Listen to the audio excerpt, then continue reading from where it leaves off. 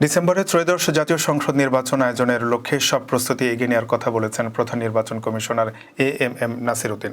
তিনি জানান, টাইমলাইন যাতে মিস না হয় সেভাবে প্রস্তুতি নিচ্ছেন তারা। ডিসেম্বরে নির্বাচন হলে অক্টোবরে তফসিল ঘোষণা করা হবে। সোমবার আগারগাঁওয়ের নির্বাচন ভবনে বাংলাদেশে নিযুক্ত ব্রিটিশ হাইকমিশনার সারা কুকের সঙ্গে বৈঠক করেন সিইসি। তার সঙ্গে সাক্ষাতের পর সাংবাদিকদের সঙ্গে কথা বলেন সিইসি। এএমএম নাসির উদ্দিন বলেন, ডিসেম্বরকে মাথায় রেখে আমরা এগোচ্ছি। আমাদের টাইমলাইন ডিসেম্বর, এটা মাথায় রেখে কাজ করছে। ডিসেম্বরে ভোট হলে অক্টোবরে শিডিউল ঘোষণা করতে হবে। টাইমলাইন যাতে মিস না করি সেভাবে প্রস্তুতি নিয়ে যাচ্ছি। তিনি বলেন, ব্রিটিশ হাই কমিশনার নির্বাচন কমিশনকে সহায়তা করতে চান। নির্বাচনের প্রস্তুতি হিসেবে আমরা যা যা করছি সব জানিয়েছে। ভোটার রেজিস্ট্রেশন, দল নিবন্ধনের জন্য বিজ্ঞপ্তির বিষয়টি জানিয়েছে।